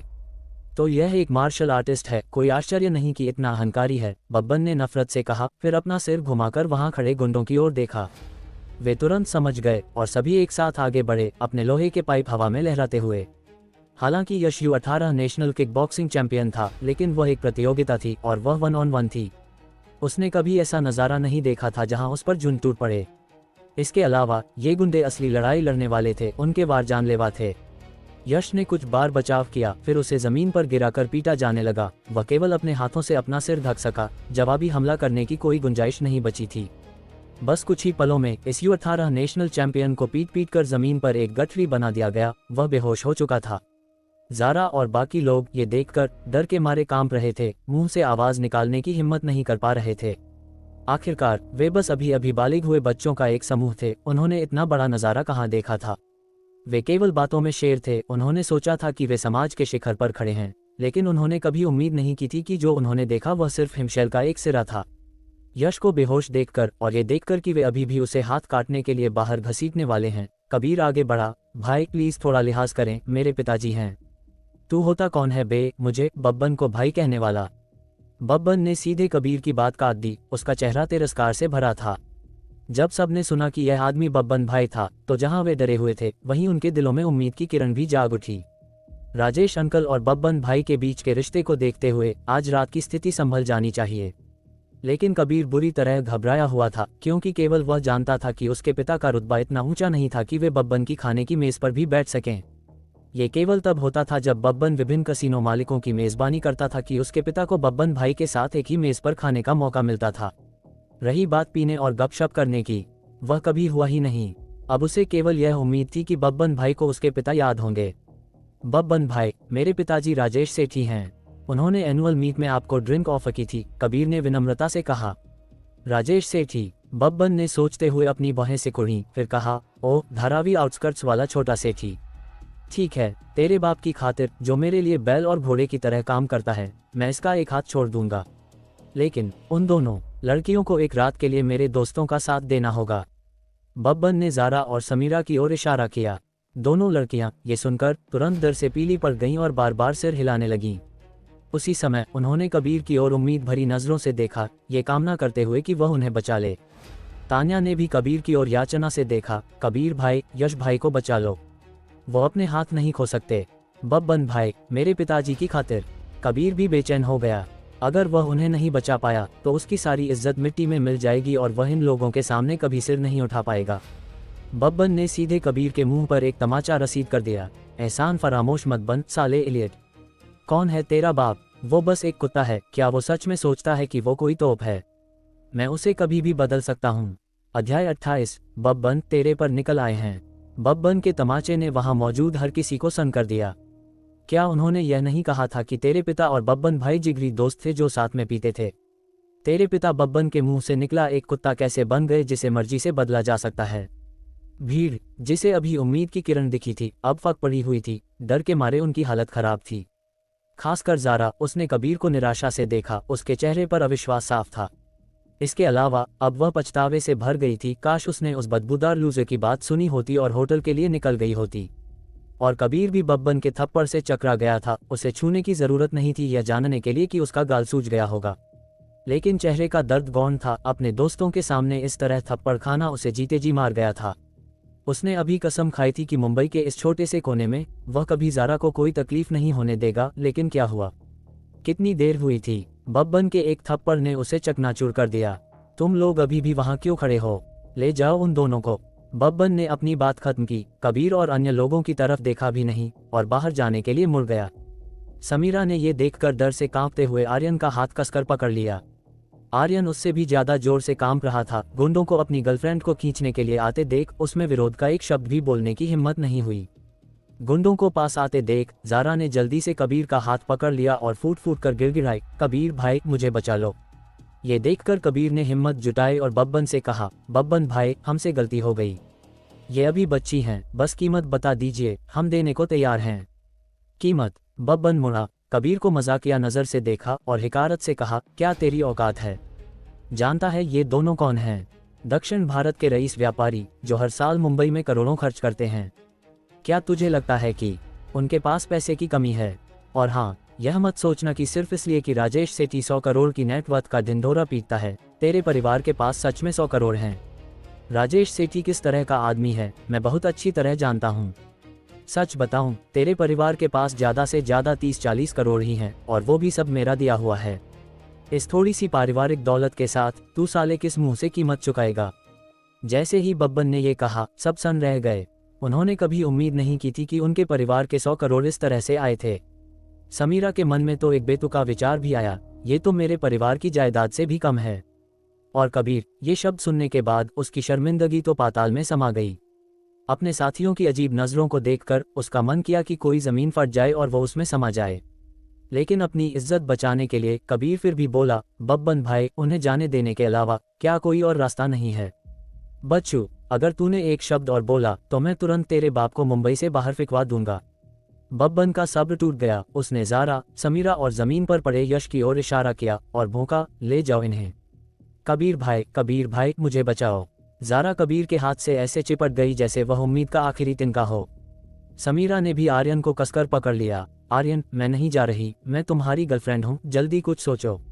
लेकिन आर्यन और कबीर इस पल दो लकड़ी के खंभों की तरह थे, बिना एक शब्द बोले वहां खड़े थे। कबीर भाई, मैं आज ही 18 की हुई हूँ, प्लीज मुझे बचा लो। ज़ारा ने कड़वाहट से विनती की। इस शहर में उसे लगा कि कबीर ही उसका आखिरी सहारा है। अगर उसने कुछ नहीं किया तो उसकी पूरी जिंदगी बर्बाद हो जाएगी। ये सोचते हुए उसे अचानक अपनी माँ की बात न सुनने का पछतावा हुआ, कबीर से मिलने के लिए इतनी दूर आने का पछतावा हुआ, उसे देवांश की बात न सुनने, जाने से मना करने और यहाँ तक कि देवांश को डरपोक कहने का और भी ज्यादा पछतावा हुआ। ज़ारा की आंखों से बारिश की तरह आंसू बह रहे थे। उसकी नज़रें कबीर पर टिकी थीं, उम्मीद थी कि वह उसकी जान बचाने के लिए आगे आएगा। ज़ारा की आंसुओं भरी विनती पर कबीर ने हरकत की, लेकिन गुंडों के खिलाफ नहीं। इसके बजाय उसने हाथ बढ़ाया, ज़ारा की कलाई पकड़ी और जबरदस्ती उसका हाथ अपनी बांह से हटा दिया। मुझे माफ़ कर दो, मैं नहीं कर सकता। कबीर ने अपना सिर हिलाया, उसका चेहरा कठोर था। अपने परिवार की दौलत बचाने और एक दोस्त को बचाने के बीच उसने पहले को चुना। कबीर को ऐसा करते देख आर्यन ने भी तुरंत हाथ बढ़ाया, समीरा का हाथ खींचा और एक कदम पीछे हट गया, उससे एक निश्चित दूरी बनाते हुए। उद्धरण चिन्ह ... उद्धरण चिन्ह। ज़ारा को अपनी आंखों पर विश्वास नहीं हुआ। जिसने उसका हाथ हटाया वह गुंडे नहीं थे, बल्कि उसका प्यारा कबीर था। उसने कबीर को सदमे और निराशा से भरे चेहरे के साथ देखा, उसका दिल राख हो गया। समीरा की हालत भी कुछ बेहतर नहीं थी, उसका चेहरा अविश्वास से भरा था। आर्यन, मैं तुम्हारी गर्लफ्रेंड हूँ, क्या तुम बस मुझे दूसरे आदमियों द्वारा ले जाते हुए देखते रहोगे? समीरा के सवाल पर आर्यन का चेहरा शर्म से लाल हो गया, लेकिन जल्द ही उसने अपना सिर उठाया और समीरा से कहा, समीरा, बब्बन भाई वो इंसान है जिनसे हम पंगा नहीं ले सकते। अपने परिवार के बारे में सोचो, हमारे भविष्य के बारे में सोचो, बस बर्दाश्त कर लो और बब्बन भाई के साथ जाओ। चिंता मत करो, भले ही आज रात मैं तुम्हें नीचा नहीं दिखाऊंगा, मैं फिर भी तुमसे शादी करूंगा। आर्यन, तुम मर्द हो भी या नहीं? तुम ऐसी बातें कैसे कह सकते हो? समीरा फूट फूट कर रोने लगी, अपना हाथ उठाया और आर्यन को थप्पड़ मार दिया। आर्यन कुछ नहीं बोला, बस अपनी मुट्ठियां कसकर भींच ली, हद से ज्यादा जलील महसूस कर रहा था। लेकिन उसने विरोध करने की हिम्मत नहीं की, क्योंकि वह बहुत अच्छी तरह जानता था कि बब्बन भाई एक ऐसा पहाड़ है जिसे पार नहीं किया जा सकता। और कबीर इस पल ज़ारा को सलाह दे रहा था, हम मान लेंगे कि आज रात की घटना कभी हुई ही नहीं। तुम नहीं चाहती कि मेरे पिताजी को मुंबई छोड़ना पड़े, है ना? ज़ारा ने दहशत में अपना सिर हिलाया, विश्वास नहीं कर पा रही थी कि कबीर ऐसी बात कहेगा। ये देख बब्बन हंसे बिना न रह सका। बच्चू, तुम लोग वाकई अपने बापों पर गए हो, अपने फायदे के लिए किसी को भी धोखा देने को तैयार। बहुत खूब, तुम्हारा भविष्य उज्जवल है। इसके साथ ही बब्बन ने अपना हाथ हिलाया, ले जाओ इन्हें। ज़ारा और समीरा पूरी तरह से हताश थीं, उन्होंने हार मान ली और गुंडों को खुद को बाहर ले जाने दिया। लेकिन तभी भीड़ के पीछे से एक धीमी आवाज़ आई, बब्बन तेरे पर निकल आए हैं, मेरी बीवी की कजिन को भी किडनैप करने की जुर्रत कर रहा है। ज़ारा और समीरा दोनों का दिल खुशी से उछल पड़ा, ये देखकर कि कोई उनके लिए खड़ा हुआ है। लेकिन जब उन्होंने आवाज़ को देवांश की पहचाना तो उनका दिल बैठ गया। ज़ारा ने तो झिड़कते हुए कहा, देवांश, दूसरों के फटे में टांग मत अड़ाओ। तुम्हारा परिवार पहले ही गरीब है, बेवजह पिट जाओगे और फिर अस्पताल के चक्कर में पैसे खर्च करने पड़ेंगे। बाकी लोगों ने भी मन ही मन कोसा, जब कबीर की दखलंदाजी भी बेकार गई तो तुम जैसा फटेहाल लूजर खड़े होकर क्या उखाड़ लेगा। बब्बन भाई को गुस्सा मत दिलाओ, वरना हम सब मारे जाएंगे। बेवकूफ़, अगर तुझे मरना है तो हमें मत घसीट। कबीर सबसे पहले चिल्लाया, बब्बन भाई, हम इसे नहीं जानते, ये पहली बार है जब हम इससे मिले हैं। आर्यन ने जल्दी से सफाई दी। बाकी भीड़ ने भी देवांश से किनारा कर लिया। शुरू से अंत तक केवल पूजा ही चुप रही। हालांकि बब्बन ने उनकी बातों पर ध्यान नहीं दिया, क्योंकि देवांश के बोलते ही उसका चेहरा बदल गया था। वह उस आवाज से बहुत परिचित था, खासकर उस बर्फीली रात की मुलाकात, वह अभी भी उसकी यादों में ताज़ा थी। ऐसा नहीं था कि उसने अपने 40 लाख वसूलने के लिए मास्टर वाघ से मदद मांगने के बारे में नहीं सोचा था, लेकिन जब मास्टर वाघ ने इसके बारे में सुना तो उन्होंने उसे केवल 2 वाक्य कहे, अगर भविष्य में फिर कभी देवांश दिखे तो उसे अपने दादाजी की तरह मान। अगर कोई ऊंच नीच हुई तो मैं तेरी खाल उधेड़ दूंगा। तब से उसके मन में देवांश के लिए कोई नाराजगी नहीं थी, केवल गहरा डर था। इसलिए जब उसने अभी देवांश की आवाज़ सुनी तो उसके मन में अभी भी एक उम्मीद की किरण थी, ये सोचकर कि यह बस एक मिलती जुलती आवाज़ हो सकती है और ज़रूरी नहीं कि वही हो। ये तब तक नहीं हुआ जब तक ज़ारा ने देवांश का नाम नहीं पुकारा कि बब्बन के पैर पूरी तरह से जवाब दे गए। इस पल छोटे भाइयों ने भी रास्ता साफ कर दिया, जिससे देवांश का चेहरा सामने आ गया। बब्बन द्वारा ये पुष्टि करने के बाद कि यह खुद देवांश था, बिना एक शब्द कहे वह सीधे उसकी ओर दौड़ा, अपनी पिछली हत्यारी नीयत को पूरी तरह से त्याग दिया और एक बेहद सम्मानजनक और चापलूसी भरा चेहरा दिखाते हुए कमर तक गहरा झुक गया और बोला, देवांश भाई, आप यहाँ क्यों आए? आपने मुझे पहले क्यों नहीं बताया? मैं आपके लिए एक नवरत्न शाही हॉल रिजर्व करवा देता। अध्याय 29। ठीक है था, लेकिन दोबारा मत करना। बूम। जब सबने यह मंजर देखा तो ऐसा लगा जैसे उनके दिमाग में बिजली कड़क गई हो, वे हक्के बक्के रह गए। यह क्या हो रहा है? वो बब्बन भाई, जिसे कबीर अपने बाप का नाम लेकर भी नहीं संभाल पाया, वो देवांश के सामने इतना बिछा जा रहा है। ज़ारा का मुंह खुला का खुला रह गया, उसकी आंखों में आंसू भर आए। समीरा की आंखें फटी की फटी रह गईं, उसका चेहरा हैरानी से भरा था। आर्यन को याद आया कि उसने अभी क्या कहा था, ऐसा लगा जैसे उसने कोई मक्खी निगल ली हो, उसके गले में एक गांठ सी बन गई। कबीर को अचानक लगा कि उसके गाल की दूसरी तरफ भी जलन होने लगी है। ... सबके चेहरे के भाव देखने लायक थे, लेकिन बिना किसी अपवाद के उनके चेहरों पर शर्म और पछतावे के भाव मिले जुले थे। मेरी साली का जन्मदिन है और मुझे चिंता हो रही थी, इसलिए मैं देखने आ गया, देवांश ने कहा, ज़ारा की ओर इशारा करते हुए, फिर अपना हाथ बब्बन के कंधे पर रख दिया। क्या तुम उसे अपने क्लाइंट्स के साथ भेज रहे हो? नहीं नहीं, गलतफहमी, ये सब एक गलतफहमी है। बब्बन के चेहरे से ठंडा पसीना बहने लगा। मुझे नहीं पता था कि वो आपकी साली है। अगर मुझे पता होता तो भले ही आप मुझे 100 जाने दे देते, मेरी हिम्मत नहीं होती। बोलने के बाद बब्बन ने अपना सिर घुमाया और ज़ारा को पकड़े हुए अपने आदमी पर दहाड़ा, तुम अभी भी वहाँ क्या खड़े हो? अपने गंदे हाथ उससे हटाओ। अगर मेरी साली को खरोंच भी आए तो मैं तुझे अपाहिज बना दूंगा। और तुम लोग जल्दी छोड़ो। ये सुनते ही गुंडों ने तुरंत ज़ारा और समीरा को छोड़ दिया। ये देखकर सबके आश्चर्य का ठिकाना न रहा। वे समझ नहीं पा रहे थे कि जिस काम को कबीर अपने पिता और पैसों से भी नहीं सुलझा सका, उसे देवांश ने बस कुछ शब्दों में कैसे सुलझा दिया। क्या ज़ारा ने नहीं कहा था कि वह बस एक निकम्मा शराबी और जुआरी था? वह बब्बन भाई को इतना डरा हुआ कैसे बना सकता है? आखिर उसकी असलियत क्या थी? तुम्हारे वो 2 क्लाइंट। देवांश ने दरवाजे पर खड़े दक्षिण भारत के 2 रईस व्यापारियों की ओर इशारा किया। मामूली बात है, मैं संभाल लूंगा। बब्बन जल्दी से बीच में बोला, तुम इसे कैसे संभालने की योजना बना रहे हो? उन्हें कुछ पैसे दे दूंगा और फिर उनके लिए कुछ कॉलेज की लड़कियां ढूंढ लूंगा, बस, बब्बन ने लापरवाही से कहा। बस इतना ही? देवांश ने भारी आवाज में पूछा। बब्बन थोड़ा उलझन में था और उसने टटोलते हुए पूछा, देवांश भाई का मतलब है? उन्होंने मेरी साली पर हाथ डाला, क्या इसका कोई हिसाब नहीं होना चाहिए? देवांश सोफे पर पीछे झुक गया, अपने पैर क्रॉस करते हुए। उसका भाव इत्मीनान वाला था। जब ज़ारा ने ये सुना तो उसके आंसू तुरंत बेकाबू होकर बहने लगे। जब बाकी सबने उसे छोड़ दिया था, केवल देवांश ने अभी भी उसकी रक्षा की और उसके लिए न्याय भी मांगना चाहता था। और देवांश के प्रति उसकी नज़रों में अब पहले जैसी नफरत नहीं थी, केवल एक बढ़ता हुआ भावना और कृतज्ञता का भाव था। हालांकि जब दूसरों ने ये सुना तो उन्हें लगा कि उनके कानों में कुछ गड़बड़ है। आखिरकार उनके लिए ऐसा परिणाम पहले से ही एक वरदान था, लेकिन देवांश वास्तव में अभी भी चाहता था कि दूसरे उसे हिसाब दें। यह अपनी किस्मत को आजमाना नहीं तो और क्या था। अगर उसने बब्बन भाई को फिर से गुस्सा दिला दिया और वो पलट गए तो यहाँ कोई भी अपने पैरों पर खड़ा होकर नहीं जा पाएगा। उनकी चिंताएं बेबुनियाद नहीं थीं। यहाँ तक कि ज़ारा भी अपना सिर हिलाने से नहीं रोक पाई, ये बताते हुए कि वह इस परिणाम से पहले ही बहुत संतुष्ट थी। हालांकि जब बब्बन ने देवांश की बातें सुनी तो उसका चेहरा तुरंत गंभीर हो गया। दक्षिण भारत के रईस व्यापारियों और देवांश के बीच उसने लगभग बिना सोचे समझे बाद वाले को चुना। उन्हें बाहर घसीटो, एक एक हाथ काट दो। बब्बन ने अपना हाथ हिलाया और उसके आदमी तुरंत दोनों आदमियों को प्राइवेट रूम से बाहर ले गए। बब्बन, सोच समझ कर, हम बड़े क्लाइंट हैं जो तेरे कसीनो में हर साल करोड़ों हारते हैं। बब्बन भाई, हमसे गलती हो गई, हमारी जान बख्श दो, हम पैसे देने को तैयार हैं। बब्बन ने उन्हें नज़रअंदाज कर दिया। ठंडे चेहरे के साथ बोलने के बाद वह तुरंत मुड़ा और मुस्कुराते हुए देवांश से पूछा, देवांश भाई, क्या आपको लगता है कि यह इंतज़ाम ठीक है? ठीक है, इसे दोबारा मत होने देना, देवांश ने कहा, खड़ा होकर जाने लगा। बब्बन को कोई भाव नहीं दिया, जिससे सबका दिल धक धक करने लगा। उन्होंने इसे पहले ही इस तरह से निपटा दिया है और आपकी नज़र में, देवांश, ये केवल ठीक है। उन्हें लगा कि उनका दिमाग अब देवांश के स्तर को समझ नहीं पा रहा है। उनमें से हर कोई देवांश को ऐसे देख रहा था जैसे वे किसी अथाह खाई में झांक रहे हों, हैरान और डरे हुए। खासकर बब्बन को झुकते हुए और देवांश के पीछे चलते हुए देखने के बाद इतने बेहद विनम्र तरीके से उन्हें आखिरकार समझ में आया कि कबीर ने पहले जो कहा था वह वास्तव में सच था। देवांश और वे जन्म से ही अलग अलग दुनिया के हैं। बस फर्क इतना था कि शिखर पर वे नहीं बल्कि देवांश खड़ा था।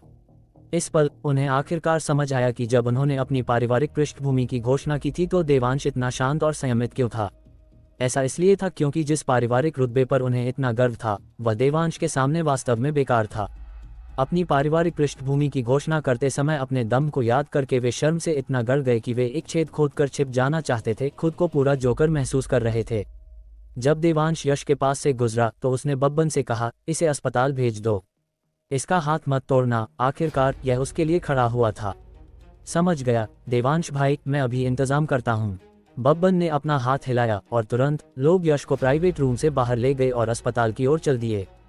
जब देवांश ज़ारा के पास गया तो उसने देवांश को देखा, उसकी नज़रें कुछ कतरा रही थीं, फिर धीरे से पुकारा, जीजू, जीजू। देवांश ने कोई जवाब नहीं दिया, बस इतना कहा, हालांकि तुम कुछ खास बेहतर नहीं हो, फिर भी तुम्हें भविष्य में ऐसे लोगों के साथ उठने बैठने से बचना चाहिए। ये शर्मनाक है। कबीर और अन्य लोगों को ये सुनकर अपने चेहरों पर जलती हुई पीड़ा महसूस हुई। दूसरी ओर ज़ारा ने उन पर एक नज़र डाली, फिर भारी मन से सिर हिलाया। ठीक है। देवांश ने फिर पूछा, अभी भी चलोगी? ज़ारा ने जोर से सिर हिलाया, नहीं, मैं घर जाना चाहती हूँ। देवांश ने सिर हिलाया, किसी को अलविदा नहीं कहा, अपनी जेब में हाथ डाला और सीधे प्राइवेट रूम से बाहर चला गया। सबकी नज़रों से ओझल हो गया। ये देखकर ज़ारा ने पीछे मुड़कर कबीर को देखा।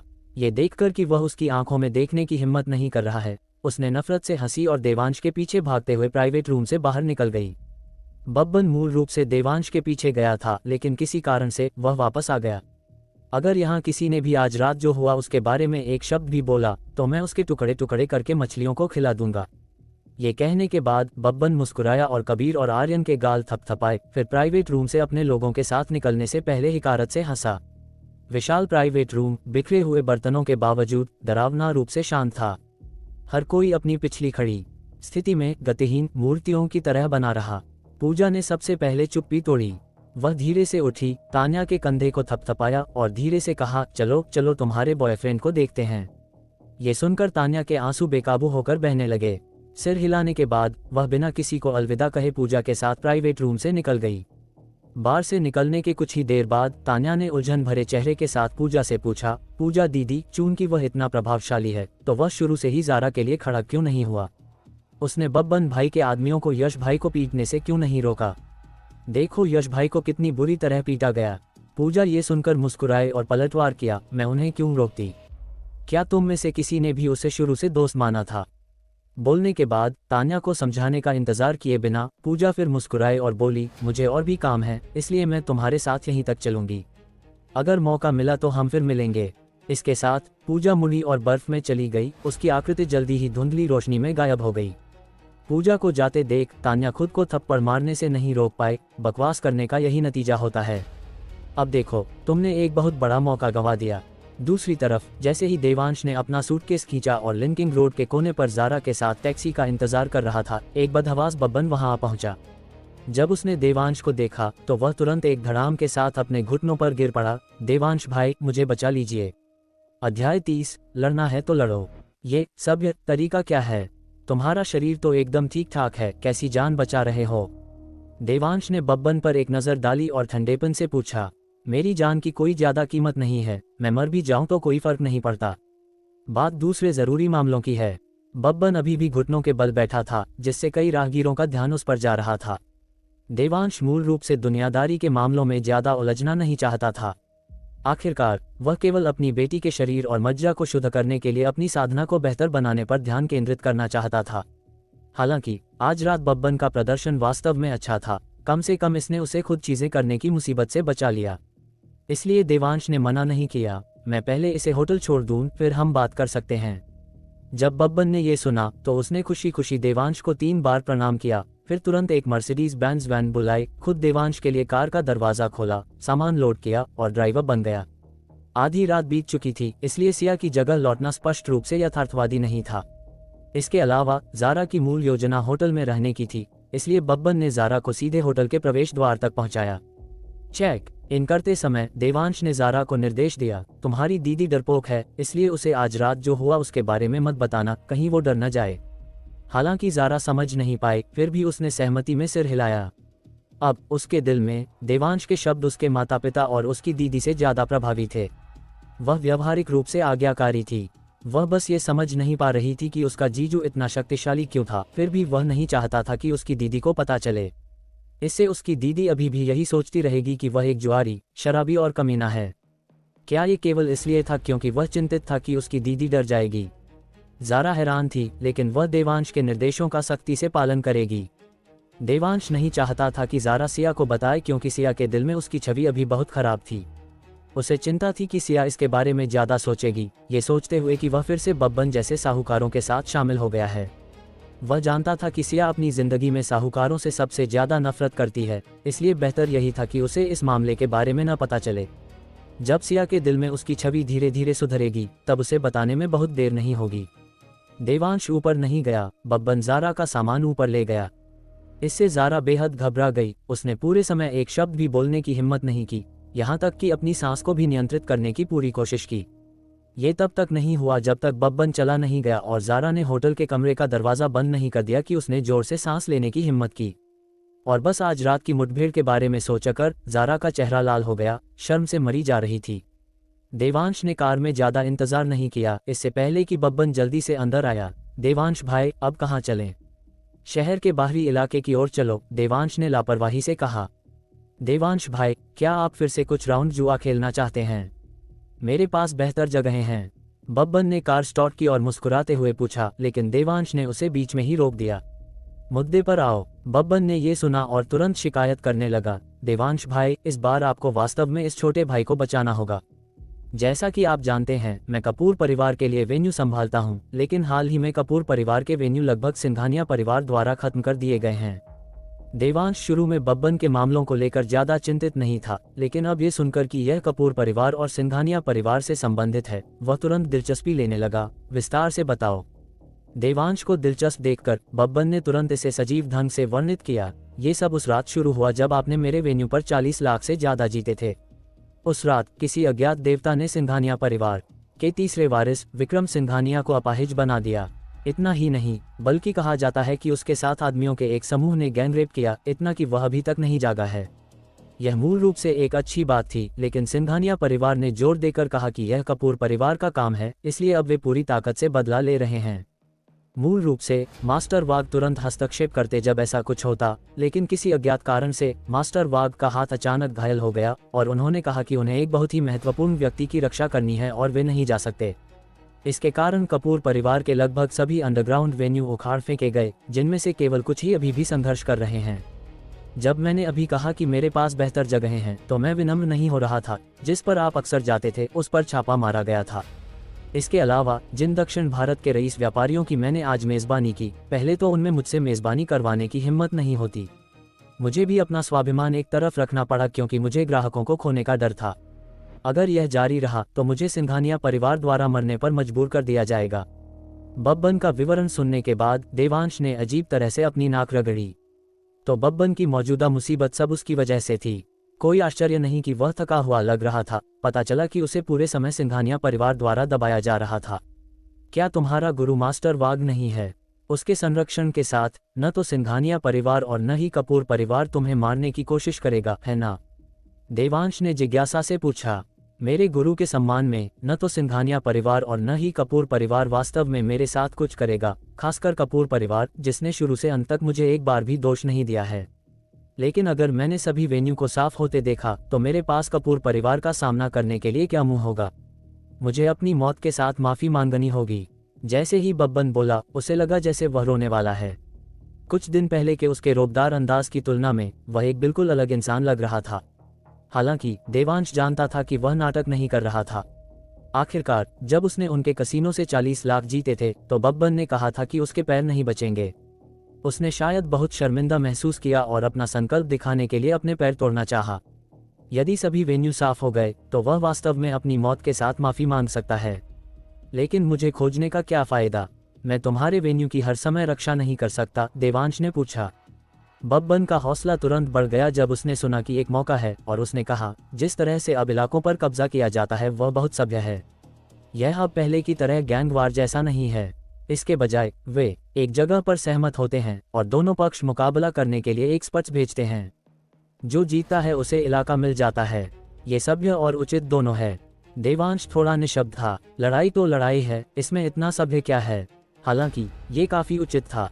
आखिरकार अगर सबसे मजबूत लड़ाके भी नहीं जीत सकते तो आप इलाका दिए जाने पर भी उसे अपने पास नहीं रख पाएंगे। इसके अलावा ये जनशक्ति की बचत को अधिकतम कर सकता है और सामाजिक व्यवस्था बनाए रख सकता है, जिससे कई लाभ प्राप्त हो सकते हैं। तो तुम चाहते हो कि मैं तुम्हारे लिए लड़ूं? देवांश ने पूछा। बब्बन ने सिर हिलाया, कुछ शर्मिंदा होकर, और कहा, जब मास्टर वाग ने कहा कि वे व्यस्त हैं तो मैंने तुरंत आपके बारे में सोचा, लेकिन मुझे आपका ठिकाना नहीं मिला, इसलिए मैं बेहद बेचैन था। गनीमत है कि भगवान की आंखें हैं और मैं वास्तव में बार में आपसे टकरा गया। देवांश भाई, मेरी जान अब आप पर निर्भर है, आप बिल्कुल मना नहीं कर सकते।